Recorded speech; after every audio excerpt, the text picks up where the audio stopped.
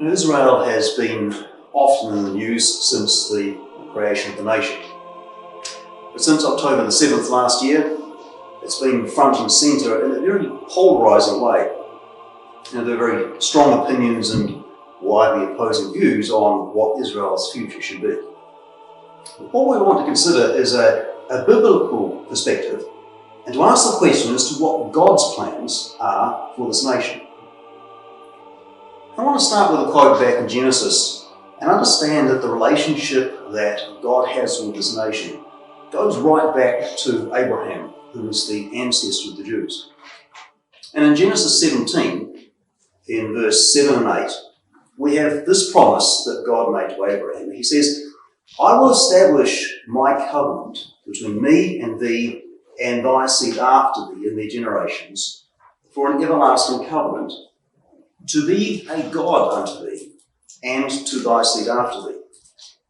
And I will give unto thee and to thy seed after thee the land wherein thou art a stranger, all the land of Canaan, for an everlasting possession, and I will be their God. I will be your God, you will be my people." It was a promise of an everlasting covenant which doesn't change. These are gifts and calling without repentance. And despite the nation's subsequent failures over the centuries, God remains faithful to his promise and to that relationship. And so it was when the Romans scattered the nations, destroying their temple in AD 70, when they quelled the Bar Kokhba revolt in AD 135, 136, that this relationship still remained. And it was this in quotes like Joel 3 and verse 1, Ezekiel 38 and verse 8, Luke 21 and verse 24, that meant that people knew for centuries that the nation of Israel would surely rise again. For example, we have the writings of one Dr. John Thomas in 1848, published in the book Our Israel. When in chapter 17 he wrote, "There is then a partial and primary restoration of Jews before the manifestation, which is to serve as the nucleus or basis of future operations in the restoration of the rest of the tribes after he has appeared in his kingdom. The pre-eventual colonization of Palestine will be on purely political principles, and the Jewish colonists will return in unbelief of the messiahship of Jesus and of the truth as it is in him." 1849, this was written. You see, Bible prophecy was clear to Bible students that there would be an Israel again. And so we need to understand that Israel's existence as a nation today is by divine providence. They are a testimony to God's hand at work in the world. What we also need to understand is this is not a comment on their righteousness. It's not to say that all of their actions will be correct. They are quintessentially Jacob in character. Jacob was the grandson of Abraham and the one from whom the nation gets their name when his name was changed from Jacob to Israel. He was an individual working in his own strength, reliant on his own resources and cleverness. And I should say that the Jews are a resourceful and an extraordinary people. But they're also a people who in God's plan are to be humbled and transformed. We want to understand that from a biblical prophecy that Israel are going to find peace in the Middle East. Despite the current upheavals, or perhaps because of them, Israel will find peace in the Middle East. Now, Ezekiel chapter 38 tells us this. Just by way of background, this chapter is about a future invasion of Israel, which will result in them being conquered, but after which God will intervene directly to save his people in the person of the Lord Jesus Christ.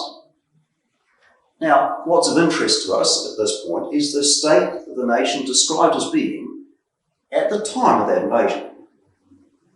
Now, speaking concerning Gog, this is the individual who leads this invasion. We read in Ezekiel 38, beginning at verse 10, that thus saith the Lord God, "It shall come to pass that at that time shall things come into thy mind, and thou shalt think an evil thought, and thou shalt say, I will go up to the land of unwalled villages. I will go to them that are at rest, that dwell safely, all in a dwelling without walls and having neither bars nor gates, to take a spoil, to take a prey, to turn thine hand upon the desolate places that are now inhabited, and upon the people that are gathered out of the nations, which have gotten cattle and goods, that dwell in the midst of the land. And so we find a description of the state of the nation that Gog finds at the time of that invasion. They're described as a land of unwalled villages, that they are at rest, that they dwell safely. They dwell without walls, having neither bars nor gates. They've been regathered out of the nations. The desolate places are now inhabited. They've gotten cattle and goods.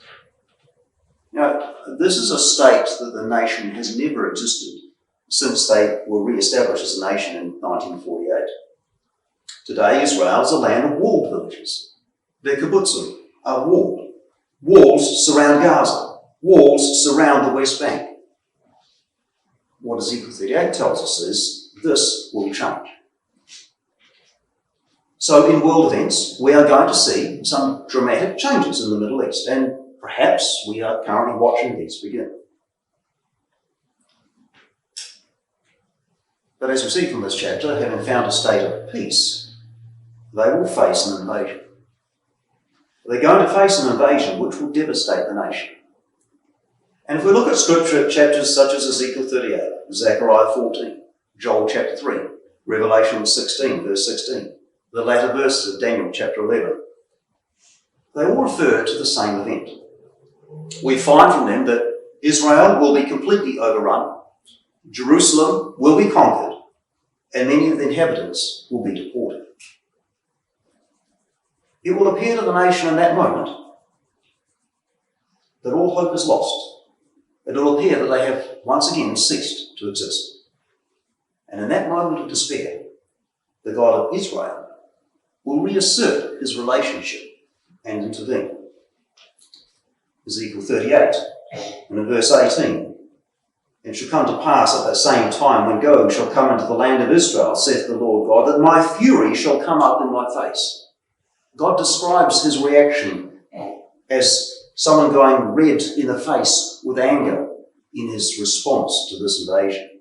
He speaks in verse 19 of his jealousy and the fire of his wrath, and he intervenes using the forces of nature to destroy the invader. Both here and in Zechariah 14, he describes a great earthquake which will reshape the geography around Jerusalem.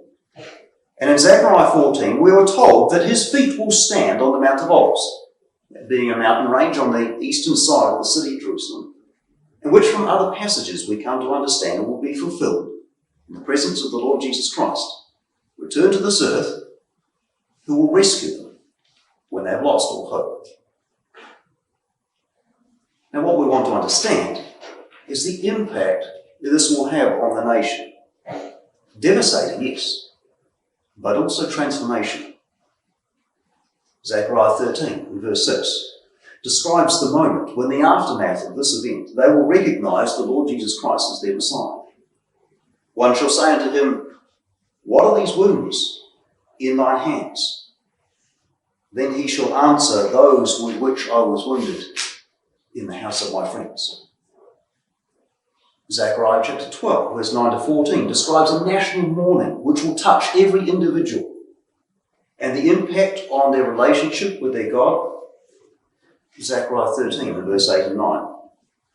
And it shall come to pass that in all the land, saith the Lord, 2 parts therein shall be cut off and die, but the third shall be left therein, and I will bring the third part through the fire, and will refine them as silver is refined, and will try them as gold is tried. They shall call on my name, and I will hear them. I will say, it is my people, and they shall say, the Lord is my God. Israel's relationship with their God is redefined, is healed, and renewed. Now, this event will have an impact not just on Israel herself, but on the surrounding nations. See, Ezekiel 39 continues the story and the aftermath of that event.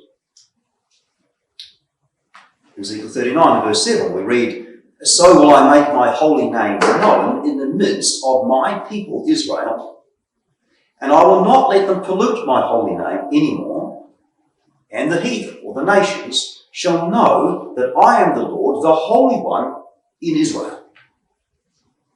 And so not only is the nation's relationship with their God, but surrounding nations will look at this and see that there is a God in Israel, and that he is Israel's God. And this is going to completely redefine how nations view Israel.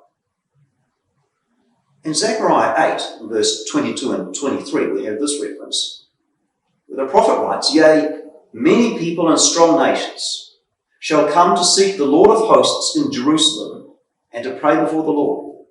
Thus saith the Lord of hosts, in those days it shall come to pass, that 10 men shall take hold out of all languages of the nations, even shall take hold of the skirt of him that is a Jew, saying, We will go with you, for we have heard that God is with you." You see, the anti-Semitic spirit that we've seen in much of the world over recent months will be forever silenced. People from throughout the globe will want to be identified with the Jews because of their relationship with their God. I'd like to leave you with the words from the prophecy of Isaiah. Some of these words are found carved in a wall across the road from the United Nations headquarters in New York. They've written verse 4, but they need to understand they will never achieve verse 4 without verse 1 to 3. So we're going to read all the verses. Isaiah 2, verse 1 to 4. The word that Isaiah the son of Amos saw concerning Judah and Jerusalem.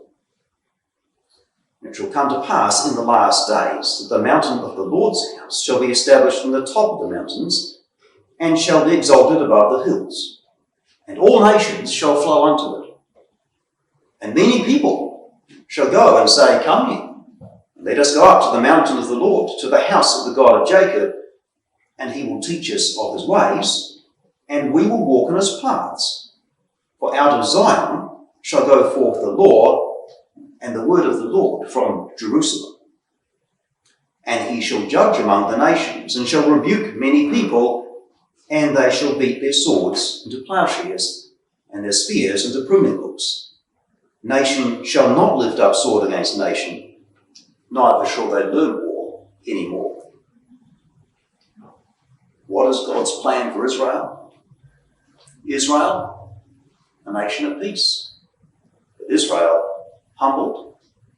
Israel, a nation renewed in their relationship with him.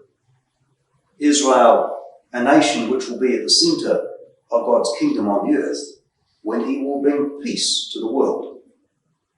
Israel, a nation whom all other nations will come to learn of our Creator.